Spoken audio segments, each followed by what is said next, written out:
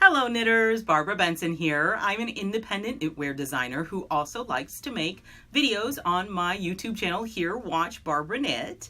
And what we are working on for the past week and the rest of this week is pattern tours for the patterns in my book, Mosaic and Lace Knits.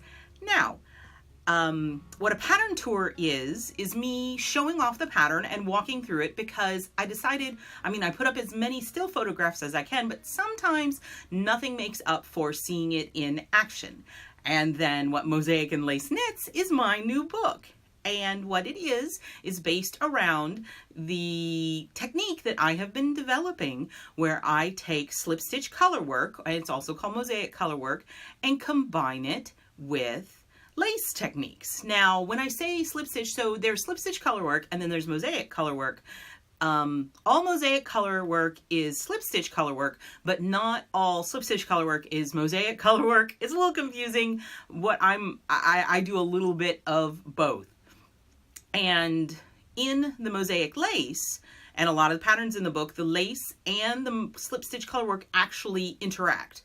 But I also wanted to include some patterns that are a little more simplified and that the lace and the mosaic, and it's true mosaic at this point, exist side by side, and they don't really, or layer by layer, and they don't interact, and that makes it probably a little less intimidating for people who are just getting their feet wet in this style of color work and or lace. And the piece I have for you today is one of those where the color work and the lace do not actually interact. And the piece is, it's maybe a cowl or maybe a cape, I don't know. It is this. And I don't even know if I can get it in screen. Ooh. This was a bit indulgent on my part, the design. I have named this piece, Your Princess is in Another Castle, because I chose out the yarn. I picked out the yarn first. Chose out the yarn. That is like 2 sentences. I spliced together, I picked out the yarn and I chose the yarn, and it came out, I chose out the yarn, and that is just really bad grammar. I apologize. But this is Patton's Classic Wool in their bulky, and it is spring green and black. And the colors made me think of the old school, like when I was growing up, Atari and Nintendo 8-bit graphics, like going to the mall and playing arcade games, and black and green were your other only colors. And then it made me think of Donkey Kong because that's how I don't get much more old school than Donkey Kong. And so I thought that this mosaic pattern, this cable, looked like the stairs that you run up as you're the little plumber and you're going doo, doo, doo, doo, doo, doo, doo, doo, and trying to get up to the top, and it was climbing. And so then your princess is in another castle, as anyone who has played any form of Mario Brothers has seen. And also I wanted to do one of those, this is one of those really big chunky fun cowls. I'm gonna put it on. I'm not exactly the kind of person who can pull this style off, but it's fun nonetheless.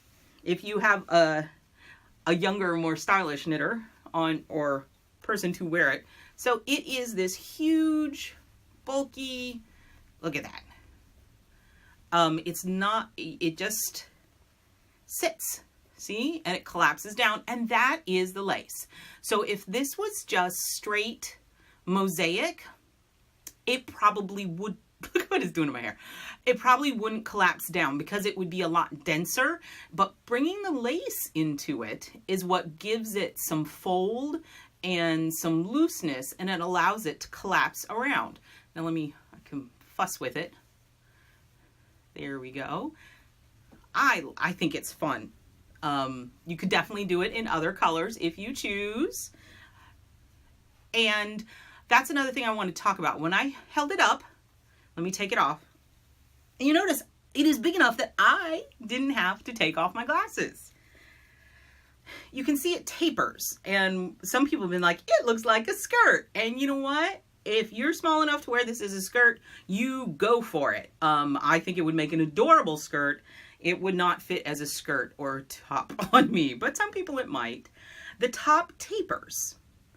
And that was very deliberate because honestly, I had just done it as a straight tube and it collapsed. When I put it around my neck, it flopped open because it's so big and it's so chunky. It just went bloop, and I didn't like that look. So I actually went backwards and pulled it out and then added in this taper so that when you put it on, as you saw me put it on, it doesn't flop open, it stays closer to the neck.